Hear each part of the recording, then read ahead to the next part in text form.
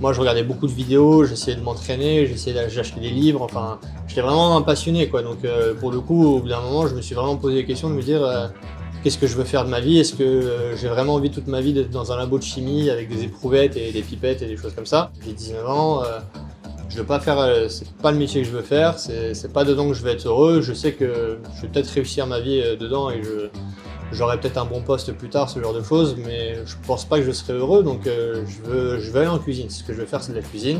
Bon, au final, j'ai choisi un labo de cuisine. C'est ce que j'allais te dire.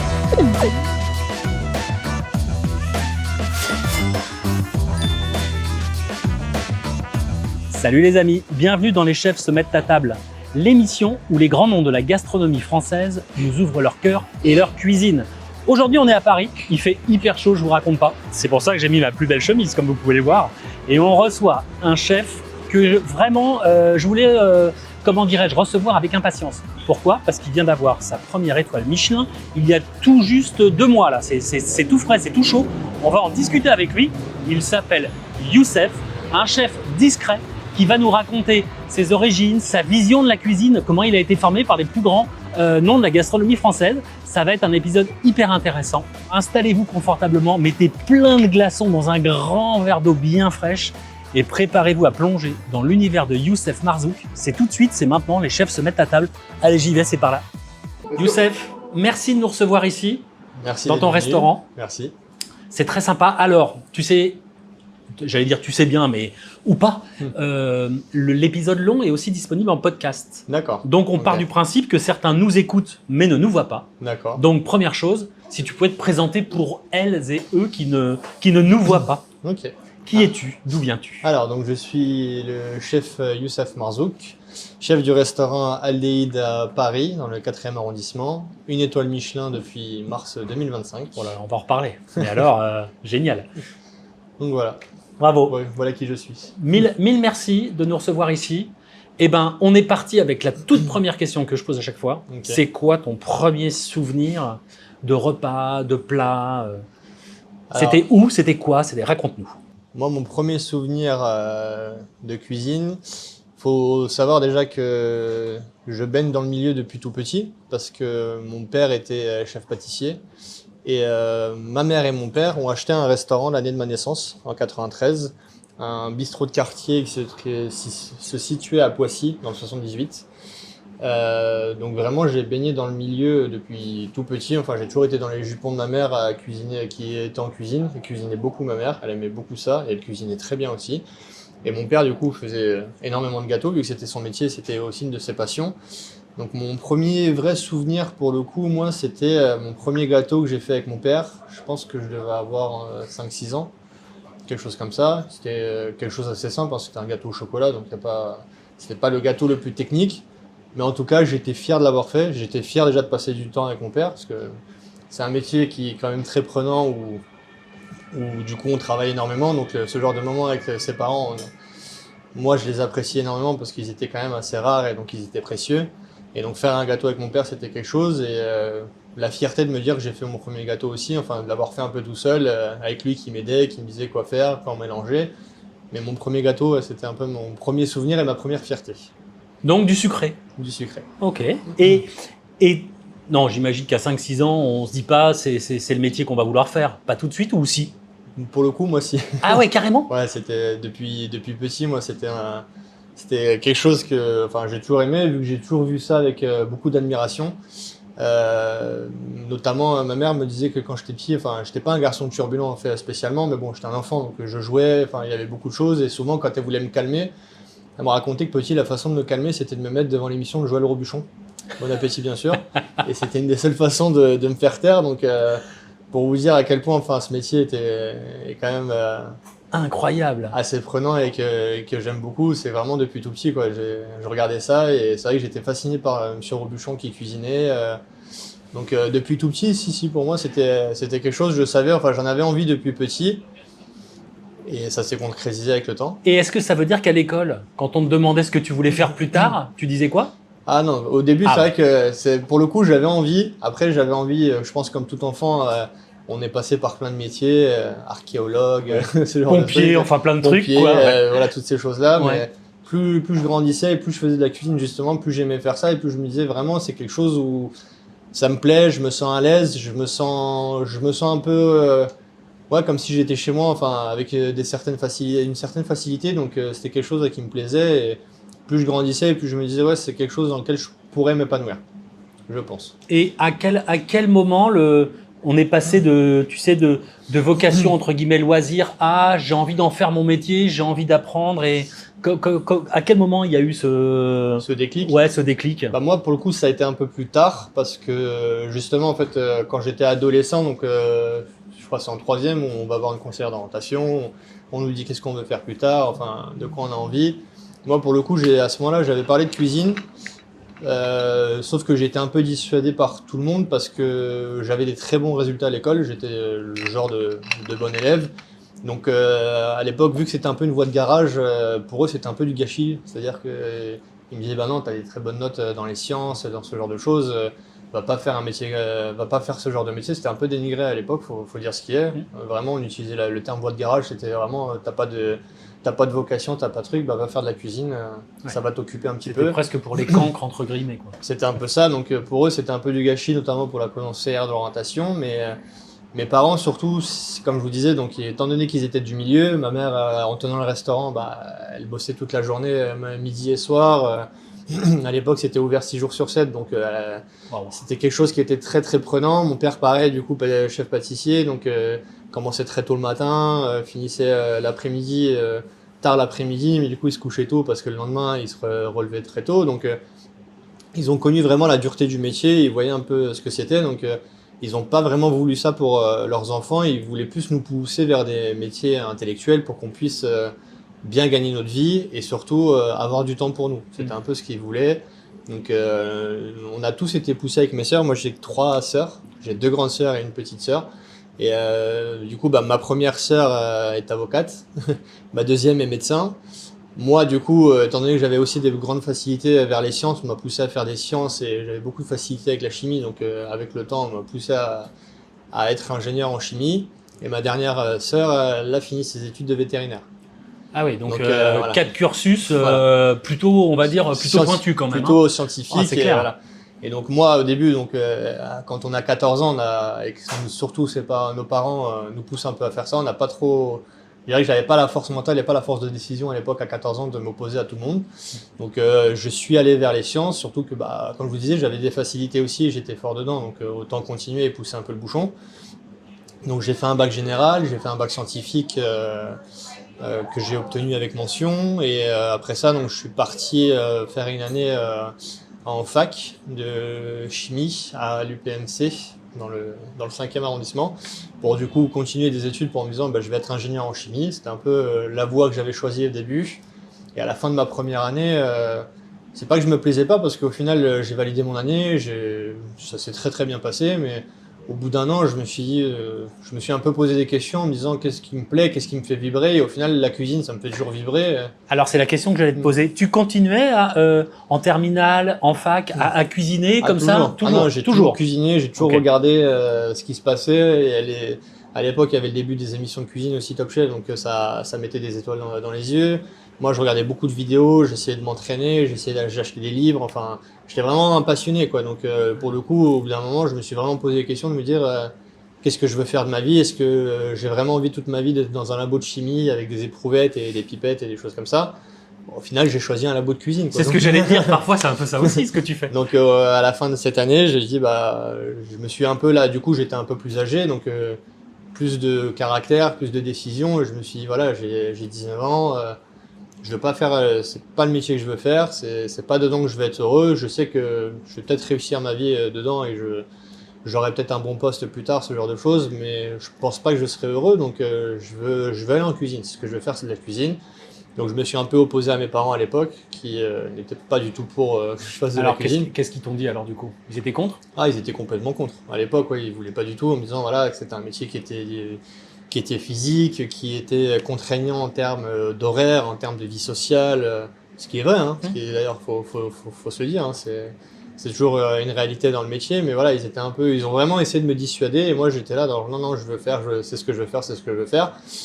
Donc je m'y suis opposé. La première année était un peu difficile parce que forcément ils continuaient à essayer de, je vais pas utiliser le mot dégoûter parce que ça serait un peu fort, mais me dissuader. Quand tu dis la première année, c'est quand tu as commencé Ouais. les études Quand j'ai commencé les de études, c'est cuisine. ça, de cuisine. Donc tu as fait quoi alors du coup comme études? Bah du coup, étant donné que j'étais passé par un bac général, j'ai Ouais. dû pour aller vers un cursus, donc pour avoir un BTS, il fallait faire une année de mise à niveau, ça s'appelait. Donc j'ai fait une année de mise à niveau que j'ai validée. Après ça, du coup, j'ai fait mes 2 années de BTS. Et à la fin de mes années de BTS, je pouvais soit commencer à travailler avec mon diplôme en poche, soit je pouvais me tourner vers des mentions complémentaires pour justement parfaire un petit peu. Et alors ton année de BTS, tu t'es en cuisine, tu fais des stages, comment ça se passe? Je suis en cuisine, du coup, on est obligé de faire des stages. Déjà, l'année de mention, on est obligé de faire un Ouais. stage à la fin de l'année. Et toi tu l'as fait où alors c'est ton stage là Moi, je l'avais fait au Pinchot, donc c'était un des restaurants d'Alain Dutournier à l'époque, Ok. qui n'est plus le cas maintenant, si j'ai pas de bêtises. Il me semble que ça a changé de concept. Mais du coup, le premier chef pour qui j'ai bossé, donc c'était le chef Alain Dutournier, 2 étoiles Michelin à l'époque. Donc dans son restaurant qui est juste à côté du Carré des Feuillants. C'est démarré par un 2 étoiles. Bah, du coup, moi, j'étais pas dans le 2 étoiles, j'étais Ok. dans son bistrot qui était à côté, donc qui était tout près du 2 étoiles.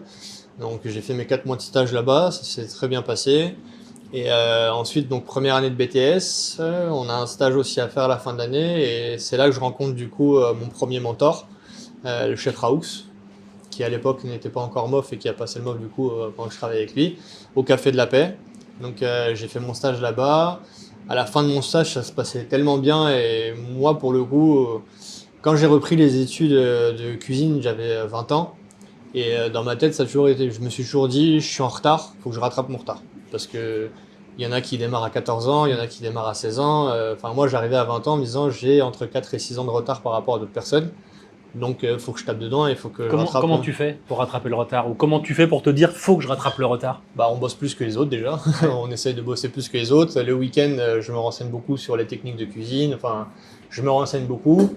Et à la fin de mon stage, donc avec le chef Raoult, ça se passait tellement bien que il prenait souvent des extras parce que le Café de la Paix, c'est un énorme restaurant. C'est une brasserie qui peut faire jusqu'à du 300 couverts service. Wow, c'est Il énorme. y a un hôtel à côté avec des centaines de chambres, donc il a toujours besoin de personnes en plus. Et donc il prenait souvent des extras. Donc moi, en fait, à partir de ce moment-là, je me suis dit, autant que je fasse des extras avec eux le week-end. Et donc j'ai fait des extras avec eux tous mes week-ends jusqu'à la fin de mes études. Donc c'était fatigant aussi parce que du coup le week-end je me reposais pas forcément C'est beaucoup, clair.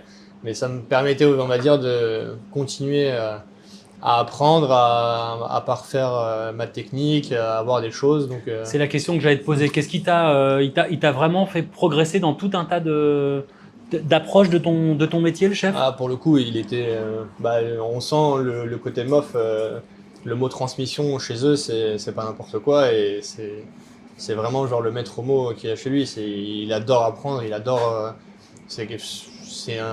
Pour moi, c'est un vrai chef dans le sens où c'est un mentor, où il nous prenait tous sous son aile, on était tous un peu ses enfants. Dès qu'on avait une question, son bureau, toujours la porte ouverte. Si on avait besoin d'apprendre des choses en plus, moi je voulais apprendre des fois pour mes examens, des choses comme ça, des carrés d'agneau, des trucs comme ça. Il me disait demain j'en commande, et tu restes un peu plus longtemps et tu fais les carrés d'agneau. Enfin, un vrai chef quoi. Donc, Pour toi, démarrer par ce type de relation, ça devait être le pied absolu. c'était génial. Non, c'est quelqu'un qui l'est toujours. Hein, je l'ai revu récemment, qui humainement est incroyable. Enfin, c'est un vrai mentor, et j'ai eu la chance aussi de le voir s'entraîner pour le meilleur ouvrier de France. Alors moi j'ai fait Olivier Nasty. Cette épreuve-là, ça a l'air d'être c'est un truc de fou, non? Ah, c'était dingue. C'était dingue de le voir s'entraîner, c'était dingue de le voir préparer les sujets, c'était dingue de voir la réflexion, le détail qu'il poussait. Enfin, parce que du coup, c'était des épreuves très techniques, le nombre d'essais qu'il faisait, enfin, le nombre de trucs, le voir s'entraîner, enfin, c'était dingo. En termes de rigueur, tu touches, il n'y a pas plus, quoi. Ouais, c'est le max. C'est le max, faut dire ce qui est, c'est le max. Et on apprend beaucoup, mais ne serait-ce qu'en le regardant faire, on apprend énormément en le regardant faire, en se disant wow, et ça te titille, toi, du coup, un jour d'être MOF ou pas? Je sais pas. J'avoue Est-ce que ça me donne envie. Ça, c'est sûr que c'est quelque chose qui me donne envie d'essayer. Après, est-ce que je le ferai tout de suite? Est-ce que je le ferai plus tard? Là, je sais pas trop. Au fur et à mesure, en grandissant, je pense que on a des approches, on va dire, différentes aussi, donc c'est des choses qui sont à voir, mais c'est sûr qu'à l'époque, oui, ça me donnait tellement envie. Ouais.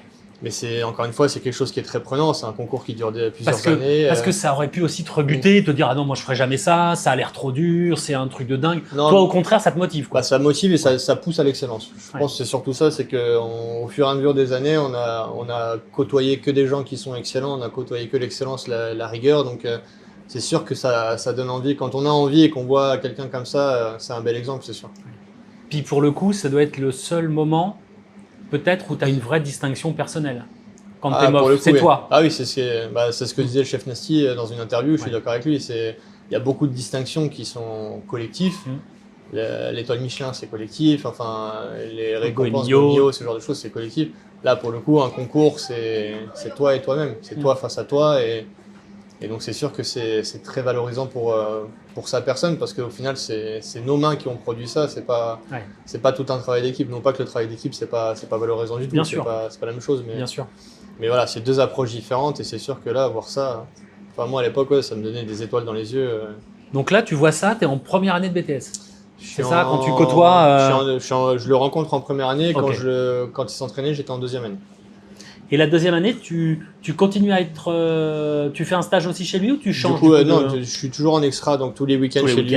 Tous les week-ends. Et je maintiens cette relation, mes week-ends, mes vacances aussi. Chaque fois que j'étais en vacances, parce que du coup à l'école on a pas mal de semaines de vacances, moi je les faisais au Café de la Paix aussi.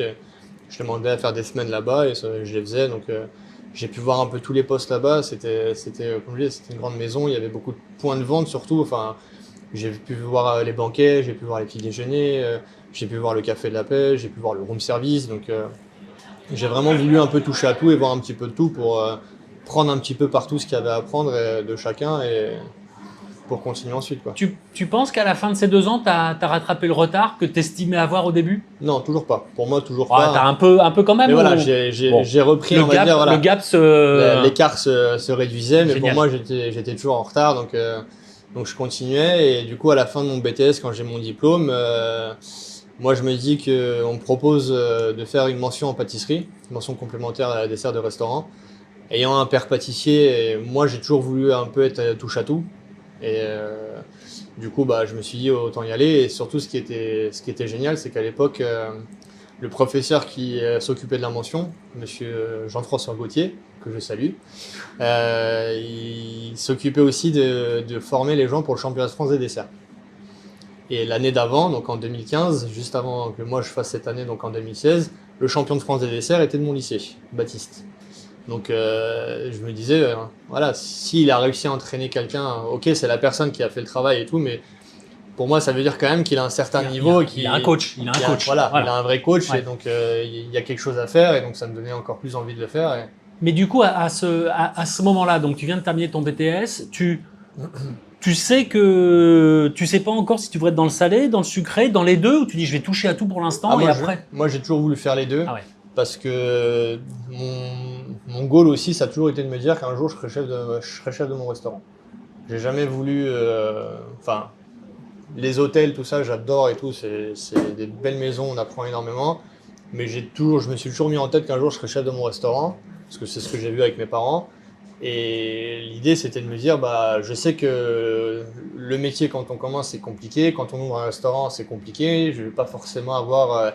une brigade de 15 personnes derrière moi, un chef pâtissier, toutes ces choses-là. Donc, plus je sais faire de choses, plus je peux commencer, on va dire, avec une équipe réduite, en pouvant toucher à tout. Et surtout, comme je vous disais, avec le chef Raoult, ce que j'ai aimé, c'était quelqu'un qui échangeait beaucoup en fait avec ses cuisiniers. J'aime pas parler avec quelqu'un de quelque chose que je ne connais pas. Ça me frustre un peu et je me suis toujours dit, je voyais un peu le lien entre cuisine et pâtisserie. Et je me suis dit, si un jour j'ai un chef pâtissier, je vais pas vouloir, ça va me frustrer de ne pas pouvoir lui parler et de comprendre ce qu'il me dit parce que j'ai pas ses techniques, parce que j'ai pas son approche. Donc c'est aussi pour ça que je voulais toucher à tout. Et en plus de ça, j'ai un père pâtissier, j'ai une mère cuisinière, donc je peux pas choisir entre les deux. C'est comme si je te demandais de choisir entre ton père et ta mère, tu vas pas choisir. Moi, ne me demande pas de choisir entre cuisine et pâtisserie, quoi. Alors c'est dingue, parce que donc tu t'es déjà projeté, tu t'es dit, ok, j'aurai mon affaire, j'aurai mon restaurant. Est-ce que déjà à ce moment-là, tu commences à avoir une idée de ce que tu vas y cuisiner ou pas encore? Pas du tout. Pas du tout. Ah non, okay. Là, pour le coup, c'est juste la ligne d'arrivée. Elle est au bout et je me dis, bon, plus je vais avancer, plus je vais voir ce que je vais faire. Mais Mais déjà à l'époque, voilà, je me suis dit, ouais, je Ouais, serai chef de mon resto. Donc c'est pour ça aussi que le côté pâtisserie me tentait et que j'avais envie vraiment de toucher à tout et de savoir tout faire, quoi. Et alors, cette année en pâtisserie, C'était incroyable. Ouais. C'était incroyable. Bah, du coup, je me suis inscrit au championnat de France des desserts en junior. Donc j'étais coaché par Jean-François. Et alors, il est comme tu l'avais imaginé en termes de. Ah oui, non, ouais. humainement, c'est pareil. C'était un papa pendant cette année. Enfin, il m'entraînait à la dure parce qu'il sait qu'un concours, c'est quelque chose où bah, il y a tellement d'imprévus, il peut se passer tellement de choses que du coup, bah, il m'entraînait à tous les imprévus possibles. Hein. Et est-ce que tu en as eu plus que ce que tu avais encore auquel tu n'étais pas prêt d'imprévus? Le jour On J, essaye de tous les, tu sais, on essaye de tout prévoir, mais est-ce qu'il y a encore des trucs où tu dis ah putain ça j'avais pas prévu et il faut. pour le coup, ça m'est pas arrivé, Bon, donc d'accord. tant mieux. Mais quand je vous dis qu'il me préparait à tout, c'était que par exemple, bah, les régionales, on passait dans le nord de la France, à Beuvry à l'époque, et on passait au mois de février, je crois. Donc nord de la France, février, il fait froid. Ouais. Donc il m'a dit, ok, bah il va faire froid là-bas, bah tu vas t'entraîner dans un labo à 4 degrés. Ah ouais. Donc moi, je faisais par exemple, je faisais une mousse qui devait congeler pour que je puisse la démouler et ensuite décongeler. Bah, mes premiers entraînements, mes mousses, elles étaient congelées au moment de servir, quoi. Parce que à 4 degrés, ça n'a pas le temps de remonter à température comme il faut. Donc il me dit, il faut que tu trouves une solution. Il me dit, si le jour J, il y a ça. Il m'éteignait la cellule en secret pendant que je m'entraînais. Parce qu'il me disait, si le jour J, la cellule, elle lâche, tu fais comment? C'était En fait, t'es sportif de haut niveau, il te prépare à tout ça. Ah, il préparait à tout ça. Après, quand on a la finale nationale était dans le sud à Biarritz, là, C'est autre l'inverse. chose, il fait super chaud. Ouais. Donc, du coup, bah, toutes les demi-heures, à un moment donné, il passait avec le jet d'eau chaude, comme ça, pour mettre de l'humidité et de la chaleur dans la cuisine. Donc, là, je passais un truc où bah, mes mousses, elles fondaient parce qu'il C'est faisait trop chaud. il faisait trop chaud dans le labo. Il me dit, mais le jour J, s'il fait chaud dans le labo, tu fais quoi?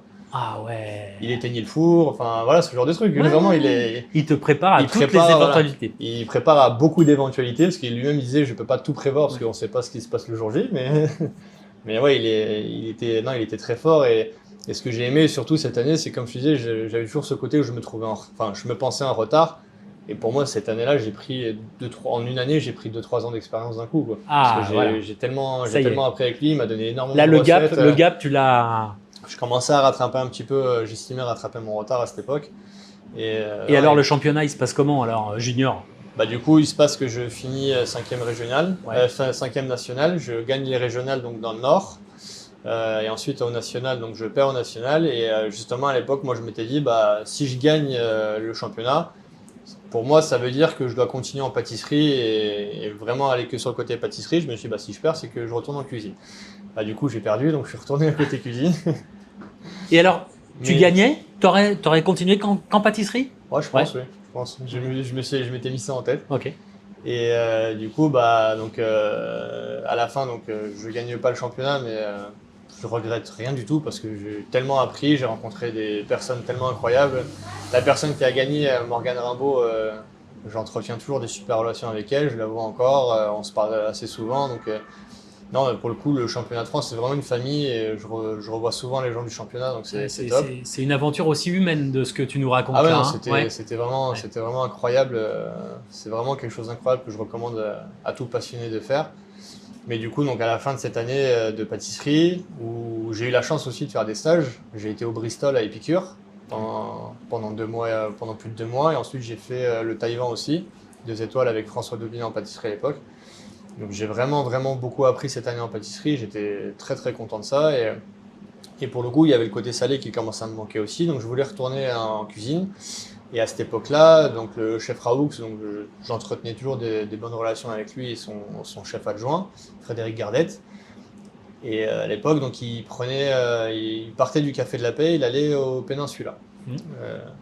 Donc moi, je voulais le rejoindre, sauf que lui, étant quelqu'un de pragmatique, me dit voilà, tu as appris beaucoup avec moi, tu as vu, c'est bien, il fait encore jeune, mais ce qu'il faut que tu fasses, c'est que tu vois plusieurs identités de chef. C'est bien de suivre un chef un certain temps, enfin voir un peu son style, mais quand tu es jeune et que tu débutes, c'est bien aussi de voir plusieurs styles pour prendre un petit peu de partout. Et... Ah, c'est ce que j'allais te dire parce que y a vraiment des méthodes, c'est hyper dur à dire, des méthodologies Ouais. et puis aussi des pâtes et des choses différentes Ouais. en fonction des chefs. En fonction des chefs, bien sûr. Tu en fonction de... l'as compris toi assez vite quand tu as découvert un autre chef? Bah, Au début, non, parce que du coup, moi, je voulais le suivre et on se dit, ah merde, est-ce que j'ai fait quelque chose de mal?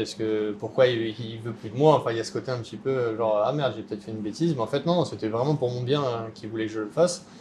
Et à l'époque, donc, le chef Nicolas Salle réouvrait le Ritz Paris. Il y avait la réouverture du Ritz Paris. Il me disait, voilà, au Ritz, ils cherchent du monde pour faire les équipes. Le gastro, il cherche quand même des étoiles et tout, tu devrais y aller. Enfin, donc je me dis, ok, bah, je vais y aller, je vais voir ce que ça donne. Et au final, donc, il envoie mon CV au chef Nicolas Salle, donc je passe les entretiens et du coup, je suis pris pour le Ritz Paris.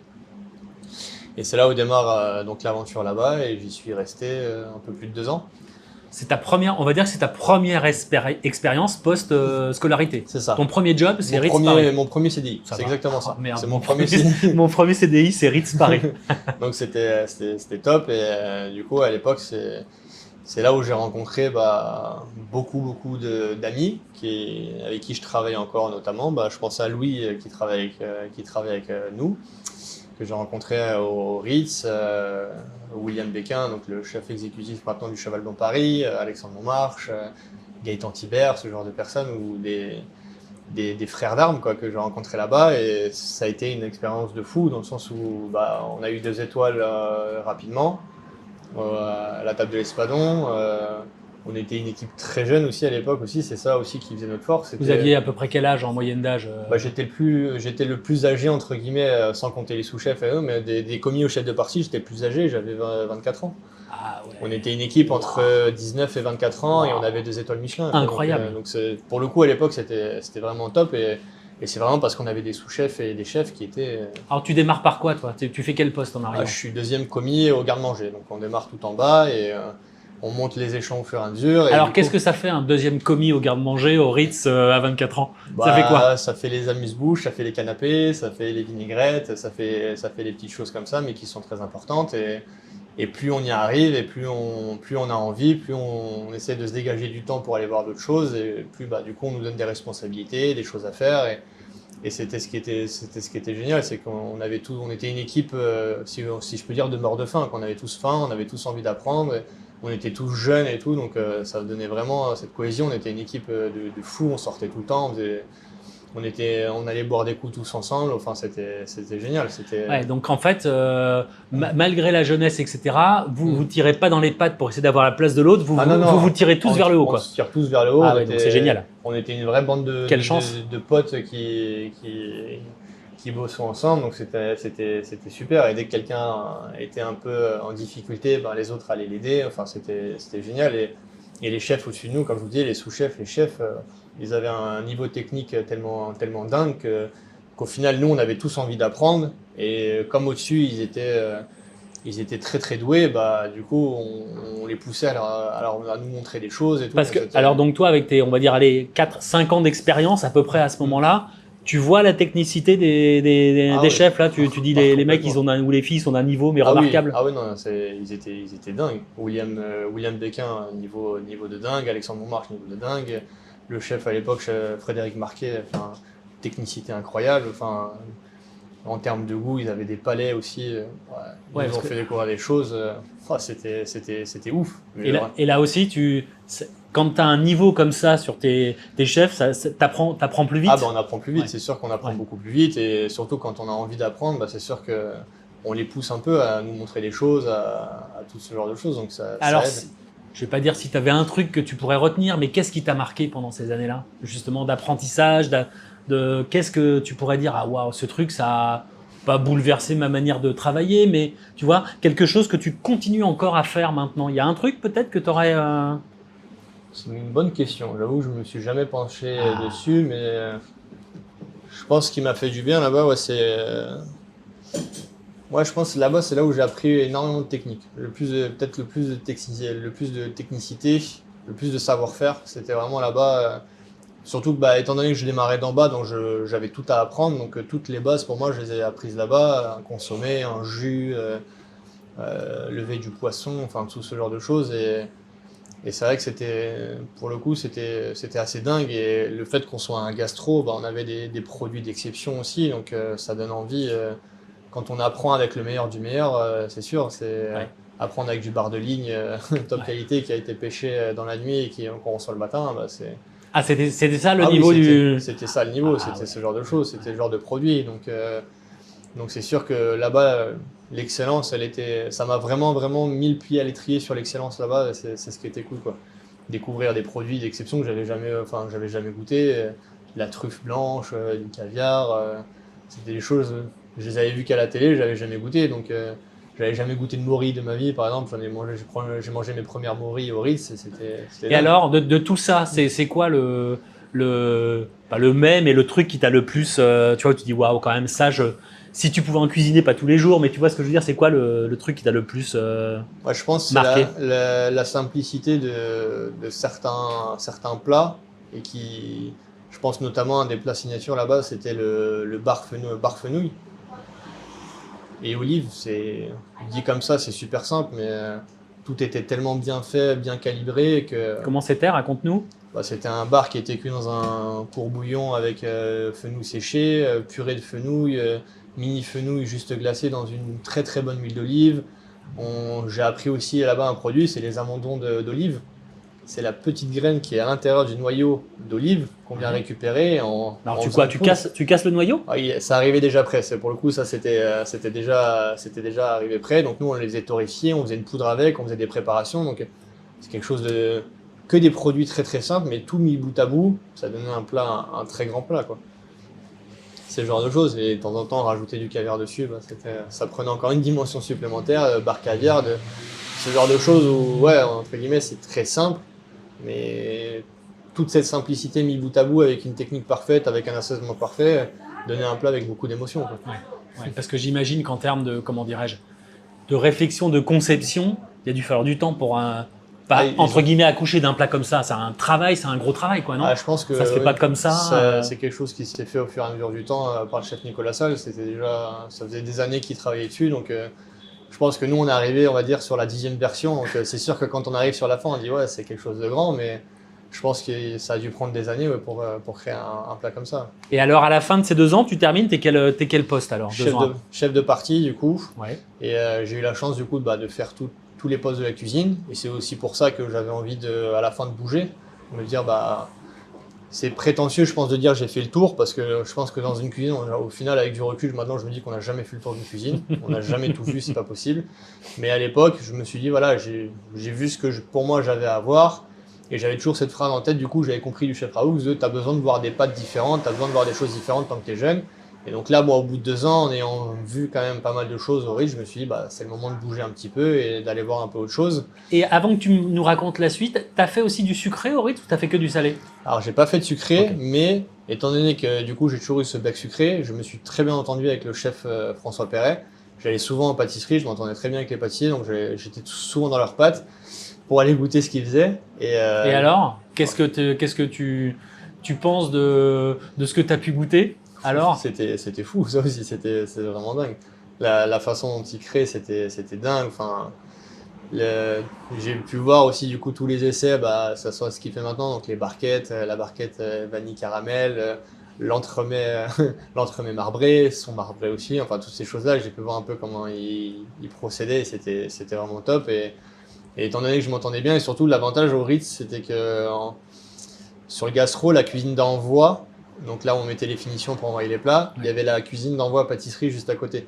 Donc souvent, fin de service, c'était un peu du troc, c'est-à-dire que moi j'avais des trucs en salé, je lui dis qu'est-ce que tu veux goûter, il me dit bah, je vais goûter ça, et toi tu veux goûter quoi? Bah, moi j'aimerais bien goûter ce dessert-là aujourd'hui, donc on se faisait des petits échanges comme ça pour goûter un peu à tout, et moi du coup c'est comme ça aussi que j'ai créé des liens d'amitié avec les pâtissiers à l'époque et que j'ai pu goûter au dessert. Donc, et tu travaillais dans le sens où quand tu goûtais, tu te disais merde, comment ils ont fait ça? C'est quoi la démarche? C'est ça, je posais Ouais, des c'est ça, questions en plus, de comment en ils ont plus. fait, quelle a été la réflexion pour créer ça, quelle est la technique. Ah bah telle recette de crémeux, il est vraiment bon, je peux avoir la recette. Et du coup, moi je me faisais des petits carnets comme ça. Ah Je ouais. prenais toujours des petites recettes à droite à gauche aussi. Donc, Ah ouais, carrément. non, ça aidait beaucoup. Et surtout, bah, ce qui est bien dans le genre de maison, c'est qu'il n'y a pas de. Il n'y a pas de secret, on pense souvent que des fois les chefs sont un peu non, c'est mes recettes, c'est mes secrets, machin, et en fait pas du tout. Enfin, eux-mêmes ont appris de personnes qui ont eu des recettes, ils ont fait évoluer les recettes qu'ils ont eues, donc en fait à un moment donné on donne aussi les recettes et c'est ça la transmission aussi, quoi. Exactement. Ce que tu disais avec le MOF, c'est la transmission C'est le ça. plus important, quoi. C'est ça, donc non, j'ai pu avoir quelques recettes, des petites choses comme ça, donc je les notais et tout. Ouais. Je les refaisais après à la maison, je faisais goûter, donc non, c'était top. Ah ouais, tu faisais goûter et tout. Ouais, Moi, toujours. je me souviens d'un espèce de... Je crois que c'est lui, un tacos, un espèce de tacos au miel. Oui. Oh là là. Avec de la poire, Oh poire, là miel, là. ouais. Ce dessert, il était assez fou aussi. Et pourtant, pareil, ça reste quelque chose de simple, hein. C'est juste des très bonnes poires, un très très bon miel, très très bonnes amandes. Et l'alchimie, au final, se crée, quoi. Donc, tu es en train de dire que dans le sucré aussi, l'important, c'est le produit, quoi. Ah, On en revient. je pense comme de tout, on Ouais. dit toujours que le plus important, c'est le produit. Et si on a une poire qui est pas mûre, qui est pas sucrée, qui est dure, Ouais. on peut faire ce qu'on veut avec. Ouais. On peut peut-être arriver à quelque chose à la fin, hein, c'est sûr, mais si on a le bon produit à la bonne période, à la bonne saison, à la bonne maturité, bah, c'est sûr que le résultat sera forcément d'un niveau au-dessus, quoi. Tu as dû t'éclater pendant 2 ans. Ah, ouais, je me suis vraiment éclaté. C'était vraiment 2 années de folie. Wow. Je les revivrai, mais avec grand plaisir. C'est vrai? Ah, non, franchement, oui. Que ce soit l'apprentissage, le côté humain, enfin les rencontres qu'on a fait là-bas, les liens d'amitié fraternelle que j'ai pu tisser avec certaines C'est personnes. vrai que vous fassiez un repas un jour, un truc où vous vous retrouvez, vous faites un grand repas, quoi, un truc. Ah, bon, on se voit encore souvent avec les personnes du RIX, hein. On est resté toujours des amis. Il y a 2 personnes avec qui on est resté limite des frères, donc je les vois toujours. Donc non, on se voit souvent, on se fait Génial. souvent des trucs ensemble. Waouh. C'est ce qui est cool. Donc 2 ans après, là, tu te dis, ça y est, Ouais. c'est le moment pour moi d'aller découvrir quelque chose d'autre. C'est ça. Et alors? Bah, à cette époque-là, le sucré, moi, me manquait un petit peu. Du coup, j'avais envie de retourner un peu en pâtisserie. Et à cette époque-là, donc j'avais un ami que je connaissais qui s'appelle Michael Buis, qui était sous-chef pour Tommy Gousset, donc restaurant Tommy & Co. Et il cherchait donc l'étoile à ce moment-là. Et il me disait, voilà, moi je lui parlais un petit peu, je lui disais que le sucré me manquait un peu. Il disait, voilà, le chef et tout, il cherche un pâtissier pour l'équipe et tout, donc est-ce que tu veux le rencontrer? Je l'ai rencontré, j'ai parlé un petit peu avec lui, et la mentalité me plaisait, le lieu me plaisait. Et surtout, enfin, retourner en pâtisserie, ça me donnait envie. Et à l'époque, tout le monde disait qu'il allait avoir une étoile Michelin. Donc je me suis dit, en plus, si j'y vais et qu'il y a une étoile Michelin, enfin, je continue dans mon parcours étoilé, donc c'est top et j'apprends toujours.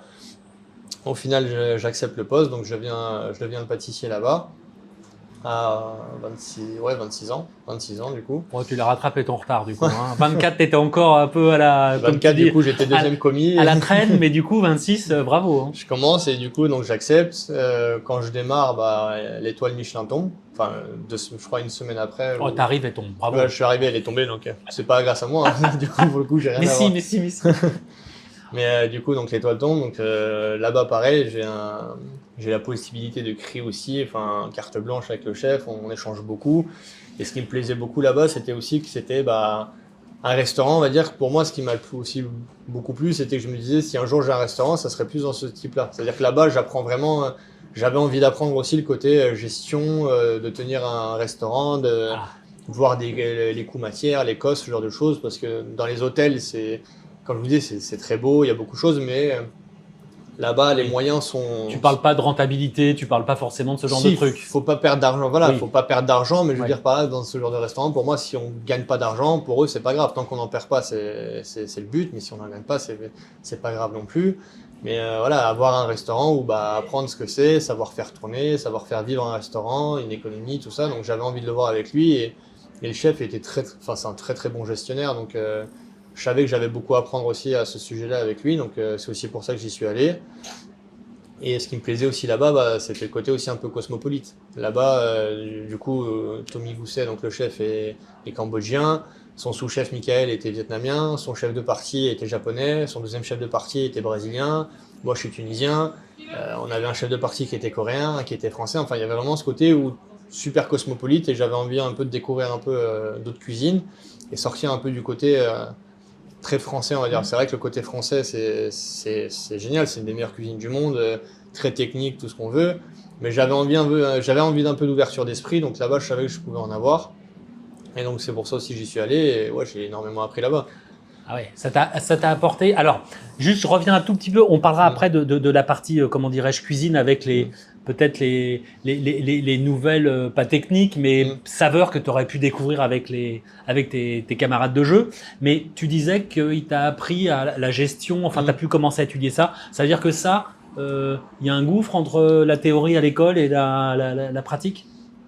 Un gouffre, peut-être pas, mais c'est sûr que entre la théorie et la pratique, je pense, que c'est comme pour tout. C'est comme dans chaque discipline, dans chaque matière, il y a forcément un écart qui se crée entre les deux. Et c'est bien de le voir. Et comme je vous disais, au Ritz, on avait des produits d'excellence, d'exception, mais du coup qui avaient un certain coût. Donc là, il me disait voilà, faut que tu apprennes à jongler des fois entre certains produits. Avoir des entrées qui coûtent, comme on dit à l'école, certaines pas trop chères, certaines un peu plus chères, de savoir jongler un petit peu entre ces coefficients, prendre aussi les cours. C'est avec lui que j'ai appris aussi les cours du poisson. Avant, nous, c'était à la carte, c'était du bar. On prenait du bar qui coûte 30 € le kilo, ou qui coûte 60 € le kilo, on prenait du bar. Là, lui, c'était différent. Si un produit, à un moment donné, il y avait une inflation, on changeait de poisson et ainsi de suite. C'était plus dans ce sens-là qu'il m'apprenait la gestion aussi, de se dire. Donc ça veut dire qu'en plus de la partie créative, en fonction des produits, il faut aussi que tu travailles sur les produits en eux-mêmes parce que. Donc non, c'est là-dessus qu'il était fort, le chef. C'est pareil, j'ai appris des choses. Par exemple, le homard, je comprenais pas au début pourquoi avec le chef Boussin on travaillait le homard que l'été. C'est parce que le homard coûte le moins cher à cette période de l'année. C'est pour ça aussi qu'on le travaillait à ce moment-là et qu'on ne le travaillait pas en hiver. C'est là où le prix est le plus élevé parce que les gens associent fête de Noël avec homard, donc le prix flambe à ce moment-là. Donc c'est vraiment ce côté gestion qui m'a vraiment appris et que j'ai beaucoup apprécié avec lui. Et l'ouverture d'esprit aussi, c'est que c'est le premier aussi, c'est le premier chef qui m'a dit sois fier de tes origines et n'aie pas peur de mettre de tes origines aussi dans ce que tu fais. Moi avant du coup j'étais très cuisine française, pot-au-feu, blanquette, machin, et être vraiment dans un code et c'est lui qui, dans un moule, dans un cadre et c'est lui qui a commencé on va dire à te faire sortir du cadre. À faire sortir du cadre, à dire vas-y rajoute telle chose, chez toi quand tu le fais. Qu'est-ce que vous rajoutez en plus? Pourquoi tu rajoutes pas ça en plus aussi dans ce côté français? Enfin, vraiment. Oui, mais alors du coup, là, toi, t'es en sucré, là, du coup. Je suis en Donc, sucre. qu'est-ce que tu vas rajouter? Qu'est-ce que tu faisais chez toi que tu faisais pas par exemple, c'est avec lui que j'ai beaucoup commencé à apprendre les poivres et les épices, beaucoup. Il me disait, voilà, quand tu vas au Maghreb, tu manges très épicé, vous aimez bien en rajouter un petit peu dans différents plats. Pourquoi tu le ferais pas aussi ici? Du coup, à un moment donné, on travaillait un dessert. Je me rappelle chez lui, j'avais fait un dessert rhubarbe, amande et du coup poivre mondol kiri. C'est le poivre cambodgien. C'est son poivre qu'il utilise le plus, qui m'a fait découvrir. Donc je me suis dit, et c'est vrai qu'il a des très belles notes et tout. Donc pourquoi pas rajouter ça dans un dessert et avoir un petit. C'est vraiment par ça que j'ai commencé, on va dire, un peu à sortir du cadre. Les herbes aussi, j'aimais beaucoup travailler les herbes et j'ai commencé à travailler les herbes dans les desserts. Alors quel type d'herbe tu peux mettre dans un dessert? Par exemple, on a fait cerise estragon, on a fait ce genre de choses, abricot verveine, j'avais fait chez lui aussi abricot verveine, poivre de verveine, je connaissais pas le poivre de verveine, il m'a dit vas-y goûte, tu vas voir, c'est très frais, enfin ça a ce côté un peu herbacé, donc c'est vraiment le premier qui commençait à vraiment me faire sortir du cadre. À ouvrir mon esprit que je trouvais on va dire un peu fermé avant. C'était un peu on va dire peut-être le désavantage de travailler dans des maisons comme le Ritz ou des choses comme ça où on est vraiment dans un cadre, c'est vraiment un cadre, c'était une cuisine française donc il fallait que ça soit français. On mettait des fois des petits trucs on va dire des petits twists, des choses comme ça, mais on était vraiment sur des choses très classiques, je vous dis bar fenouil caviar, ce genre de choses, et c'est là-bas où j'ai commencé à sortir un peu de ce cadre et à ouvrir mon esprit, donc ça m'a fait du bien. Et c'est vrai que cette phrase aussi du chef, sois fier de tes origines, sois fier de qui tu es, de mettre ce que tu fais. Et je l'ai compris que quelques années, on va dire, avec de la réflexion en plus. C'est vrai que sur l'instant, on prend l'information, le temps de la digérer, de la mettre en place. Ça peut prendre un peu de temps, mais je le remercie toujours de ça, même encore maintenant quand je le revois, et de lui dire, vous m'avez ouvert l'esprit, quoi. Donc la première patte de Youssef sur un plat, en l'occurrence un dessert, c'est là-bas. Ouais. C'est là où tu as commencé vraiment à te dire… À créer, à sortir des choses. Alors comment on crée quand c'est la première fois qu'on devient chef pâtissier, qu'on a un chef qui te challenge et qui te dit vas-y, comment tu fais pour créer? Tu fais ça chez toi? Tu fais ça tout le temps? Tout t'inspire? Comment tu fais? Pour le coup, je pense que tout m'inspire. Je suis très gourmand aussi. Je pense que si vous rencontrez des gens qui ont travaillé avec moi, ils vous diront que je passe ma vie à goûter à tout et à manger à tout, tout ce qui est frais. T'es plutôt fit, hein. Ouais, ça va. Ah ouais. Et si je sais que si je m'arrête, je grossis d'un coup. Ouais, t'es dans des métiers aussi. Ouais, t'es debout 10 heures par jour, tu veux dire? Ouais. Donc ça aide aussi, mais je suis quelqu'un qui mange beaucoup, donc il va goûter à beaucoup de choses, qui regarde beaucoup ce qui se passe aussi. Donc c'est comme ça que qu'à l'époque j'arrivais à créer, et c'est surtout avec les échanges. J'échangeais beaucoup avec les gens autour de moi dans l'équipe. Comme je vous dis, on était une équipe qui était très cosmopolite, donc parler avec quelqu'un, dire bah toi chez toi comment vous faites ça, il dit bah nous chez nous on fait tel et tel mélange, et du coup des fois en fait on arrive à créer des associations qui peuvent partir dans tous les sens, mais au final non, parce que on sait que par exemple là je dis par exemple à la carte on a un dessert fraise, olive noire et sauge. Bah, Attends, il faut que j'intègre ouais. fraise, olive noire et sauge. Ouais. Ah ouais. Et en fait, c'était de se dire, bah, au Ritz, on avait fait une entrée à un moment donné, fraise, tomate, olive. Ça a fonctionné super bien. C'était une très belle entrée. J'avais déjà goûté un dessert d'un pâtissier, fraise et sauge. Donc je sais que les deux fonctionnent aussi. Donc du coup, se dire, bah, fraise, olive, ça marche. Fraise, sauge, ça marche. Bah, les trois peuvent fonctionner. Donc c'est vraiment ce genre d'entremêlement qui peuvent se faire.